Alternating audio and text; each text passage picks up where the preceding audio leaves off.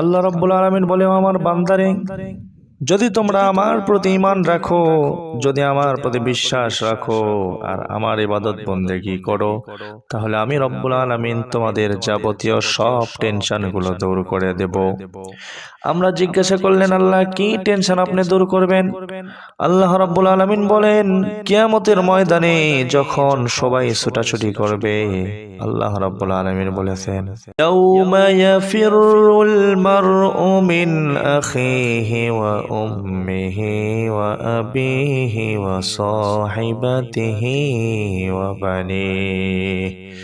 আল্লাহ রাব্বুল আলামিন বলেন, যেদিন ভাই ভাইকে থেকে পালাবে, বন্ধু বন্ধুকে থেকে পালাবে, স্ত্রী স্বামীকে দেখে পালাবে, স্বামী স্ত্রীকে দেখে পালাবে, বাবা সন্তানকে দেখে পালাবে, সন্তান বাবাকে দেখে পালাবে, মা সন্তানকে দেখে পালাবে, সন্তান মাকে দেখে পালাবে।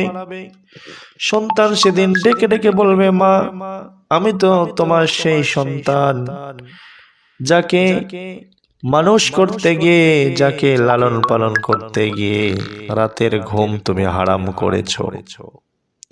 আমি তো তোমার সেই সন্তান যাকে লালন পালন করতে গিয়ে নিজে না খাইয়া আমাকে খাইয়েছো, নিজে না পড়ে আমাকে পড়িয়েছো, নিজে কষ্ট করে ঈদের দিন পুরাতন জামা গায়ে দিয়েছো, আমাকে নতুন জামা পরিয়েছো।